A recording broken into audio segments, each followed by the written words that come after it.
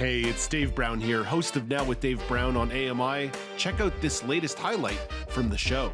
A new report explores what is necessary in Ontario to build 1.5 million homes over the next decade. The report poses two questions. Is it feasible? And how can it be done? Dr. Mike Moffatt is one of the authors of the report. He's the Senior Director of Policy at the Smart Prosperity Institute at the University of Ottawa. Dr. Moffatt, thank you for making time for us today. We're grateful. Oh, thank you for having me. So let's start with where we are in the present. What is the current state of housing supply in Ontario? Well, we have a chronic shortage, and this has been an issue for a while, and it partly explains our high home prices as well as our high rents. Rents are continuing to rise faster than inflation, and although home prices have corrected, they've corrected because interest rates have gone up. So if you're buying a new home, it's not really any more affordable. Yes, you're paying a lower sticker price, but that's eaten up by higher interest costs. So absolutely, in Southern Ontario, we have a housing shortage, and all three levels of government recognize that. So I think we've at least recognized the problem. Now we got to figure out how to fix it. Right. Now we need to figure out how we actually address it. So when we're looking at the goal that's been set out of 1.5 million new homes, in your research, is that goal feasible?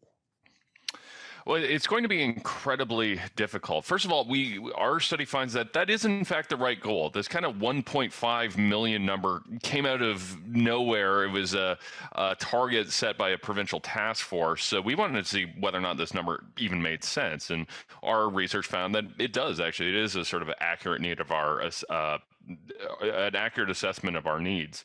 How do we get there? It's going to be incredibly difficult. We need to change a lot on the regulatory side, having municipalities allow for building of more density, faster approvals, a lot of the things we've heard from the province. But as well, we have very large chronic labor shortages in the skilled trades.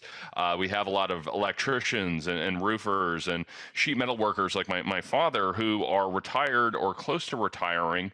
We were already going to have enough trouble to replace them.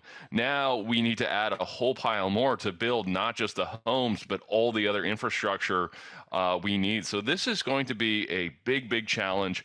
Right now we have a target, but we don't have much of a plan. So there's going to be a lot of work for all levels of government to figure out how we address the red tape issues, how we address the labor issues, the productivity issues, and so on. There's a lot of work to be done here. So even if we're looking at that decade, that 10-year goal, if we're talking about training new people in these trades, that could be 2-3 years of education. So it might already put us behind the 8 ball there. So what are some strategic things that, whether it be government levels or even institutions like colleges, universities, what do they need to be doing right now, like in their policy rooms, to be putting people in place to start succeeding and getting this ball rolling?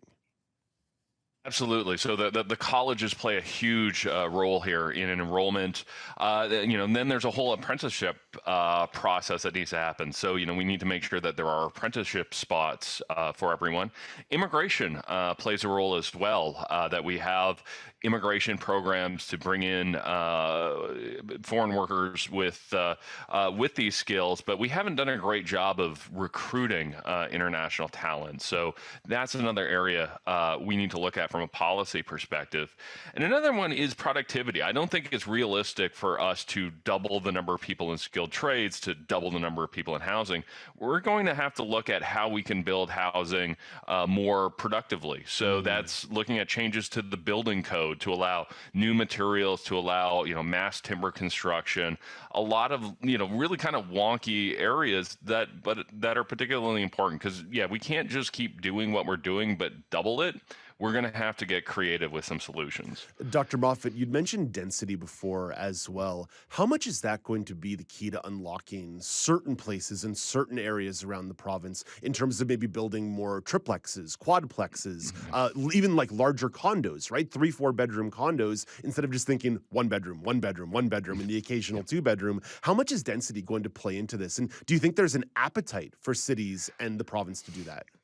It's going to play an absolutely vital role because many of the places where demand is highest is in areas where they're running out of greenfield land. So one of the interesting things from our report is we find over the next 10 years that Peel region actually needs more houses than the city of Toronto, simply because it's got so many 20-somethings who live there, and that's kind of the future of your market. So absolutely, we need to be building more density. But you're also right that is a political issue that we all kind of like density in theory, but once it gets sort of proposed for your neighborhood, you will always have neighbors who say, no, you know what, our neighborhood's fine the way it is. We don't need those duplexes or triplexes or missing middle type property. So this is going to be a challenge for both the provincial government and municipal governments to build that needed density or allow for that needed density to be built, while at the same time responding to the needs and the opinions of the people who live in the community. Dr. Moffat, you mentioned Peel region, and I think anybody who's taken a spin down the 401 lately would know that there's a huge amount of people living out there already.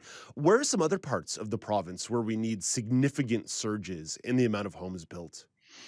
So the two biggest ones are Toronto and Ottawa, no question, the GTA and Ottawa. But what happens is you get this sort of spillover demand. So you look at across southwestern Ontario, even places like Tillsonburg. We all think of Tillsonburg, the Stompin' Tom song, as being this sort of rural area with tobacco. It's actually one of the fastest growing communities in Ontario because it has so many people moving in from the GTA.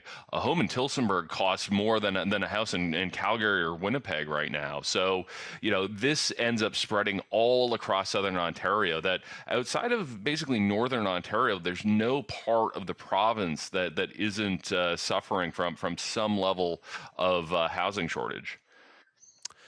I want to talk about something that the Premier of Quebec mentioned in a press conference last Friday, where he said the pandemic is what slowed us down. That's why we have housing shortages. We just haven't been able to get enough workers onto job sites because of lockdowns. What do you make of that assertion that some politicians are making? Yeah, so that certainly happened, and we looked at other provinces, and we found that Quebec actually doesn't suffer from the same level of housing shortage as Ontario. So I think from a Quebec perspective, that is, I think that is a fair assessment. And that did happen in Ontario, and it's part of our concern that over the next 6 to 18 months, we need a lot more housing. But at the same time, we're seeing developers and home builders pull back a little bit because lumber prices are still very expensive. Interest rates are going up, and these developers and home builders have to finance all of these projects. So our housing starts are going in the wrong direction. They're actually going down at a time when they need to increase. So that makes it an even bigger challenge than it otherwise would be. Because our network oftentimes likes to apply the disability lens to these stories, we know housing and disability and accessibility do intersect. I'm curious if your research had examined any implications in regards to accessible housing.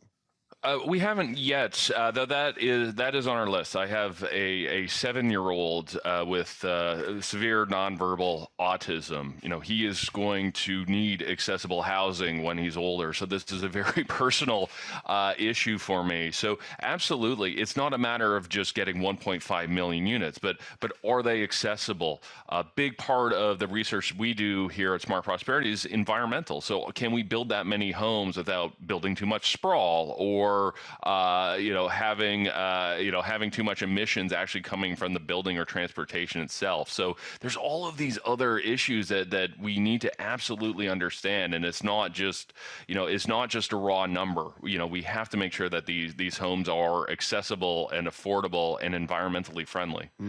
Dr. Moffat, I saw you posting about the report on social media all week long. I know you've been doing a lot of media coverage as well. Where can people go to get their hands on this report? Because it's a really important one, and I think even though it's Ontario focused, it certainly has national implications. Absolutely. So the report can be found at institute.smartprosperity.ca. The report is Ontario focused, but as you point out, these issues are across the country, particularly in British Columbia as well. So it's a very easy read. It's mostly about the numbers. So I highly recommend people check it out. And you can see, for those of you who are in Ontario, Ontario, what the numbers are for your community. Dr. Moffatt, we're so thankful for you coming on the show today and unpacking this a little bit. Hopefully we get a chance to connect again down the road, because you and your colleagues do excellent work. Well, thank you. Thank you for having me. That's Dr. Mike Moffatt, Senior Director of Policy from the University of Ottawa's Smart Prosperity Institute. Do you want to dive into more conversations like this? Watch Now with Dave Brown weekdays at 9 a.m. Eastern on AMI-TV, or download the podcast wherever you listen.